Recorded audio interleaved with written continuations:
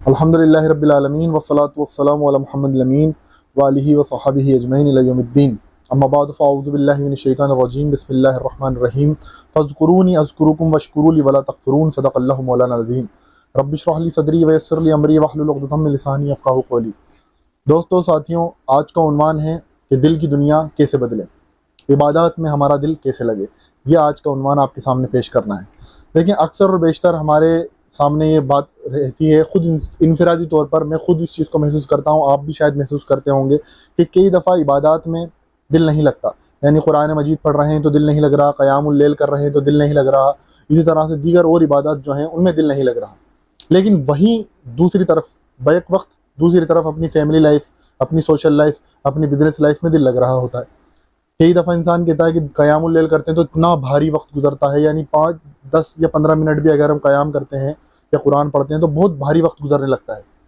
وہیں جب اپنے دلچسپیوں کے کام کرتے ہیں تو اس میں وقت بہت دھیرے دھیرے ایسا لگتا ہے کہ پتہ ہی نہیں چل رہا اور وقت 5، 5، 6 گھنٹے گزر جاتے ہیں۔ کیوں؟ اس کی وجہ کیا ہے؟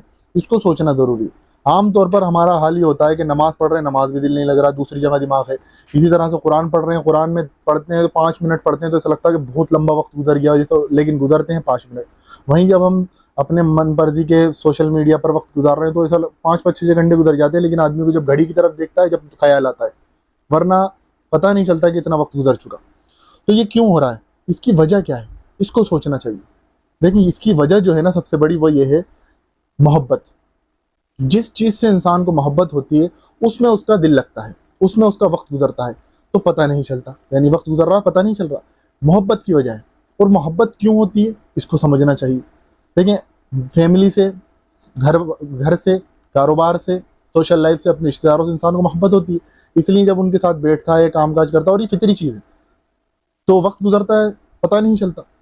دوسری طرف جب اللہ تبارک تعالیٰ کی عبادات میں وقت گزارتا ہے، رمضان کی آپ ساری عبادت لے لیں، قیام اللیل، قرآن مجید، روزے رکھنا اور دیگر اور عبادات ہیں، ان میں دل نہیں لگ رہا۔ تو اس کو سمجھنا چاہیے کہ کیوں نہیں لگ رہا۔ محبت نہیں ہے اس لیے نہیں لگ رہا، ادھر محبت ہے اس لیے لگ رہا ہے۔ تو محبت کیوں، کس وجہ سے انسان کے اندر پیدا ہوتی ہے، کیا وجہ ہے جس سے محبت ہوتی ہے؟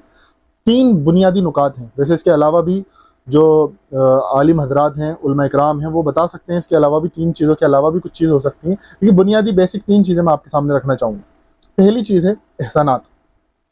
جس کے احسانات آپ کے اوپر ہوتے ہیں اس سے آٹومیٹکلی انسان کو محبت ہوتی ہے۔ دوسری چیز ہے جس پر آپ کا وقت لگا ہوا ہو، اس سے بھی انسان کو محبت ہوتی ہے۔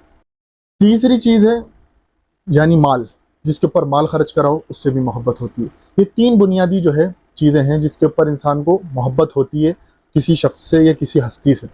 اب دیکھیں، اللہ تبارک و تعالیٰ سے ہمیں محبت کیوں نہیں ہے؟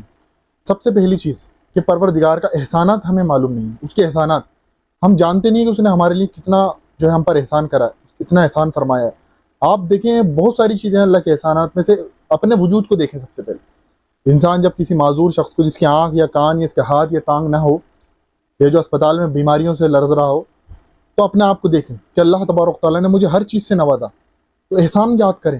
اسی وجہ سے تو میں کما کے اپنے بچوں کو حلال روزی کھلا رہا ہوں، ان کی ضروریات پوری کر رہا ہوں، اپنی فیملی کی ضروریات پوری کر رہا ہوں۔ جب انسان کو یہ احساس پیدا ہوتا ہے کہ یہ میرے جسم کو جو قوت ہے حاصل اور تندرستی ہے اور صحیح سالم ہے، یہ پروردگار کی وجہ سے، اور جو میرے سرکمفرنس ہے یعنی میرے حالات اور واقعات ہیں یہ اتنا آسان اور یہ کشادہ جو اللہ تبارک تعالیٰ نے کرے ہیں، تو جب انسان کو احسانات یاد آتے ہیں تو اللہ کی محبت بڑھتی ہے۔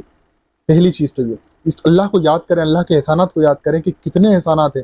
اگر دن بھر ہم گنے تو احسان یاد نہیں کر سکتے اللہ تعالیٰ کے، یاد کرنے کی تو بہت دور کی بات ہے، شکر بھی ادا نہیں کر سکتے۔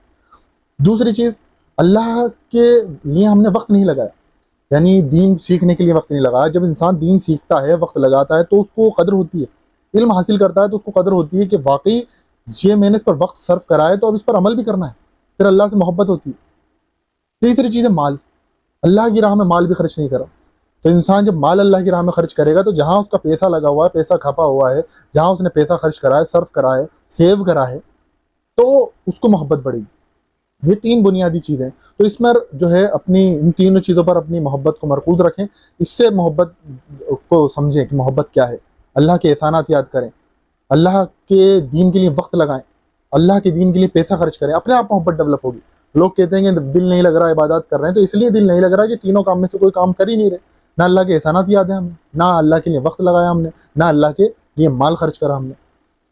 اب دیکھیں اللہ تبارک تعالیٰ بھی ایسی نمازوں کو قبول نہیں کرتا جس میں خشوع خضوع نہ ہو۔ خشوع خضوع نہ ہوگا تو نمازیں ایسی قبول نہیں، اللہ تعالیٰ منہ پہ دے کے مار دیتے ہیں ایسی نمازوں کو۔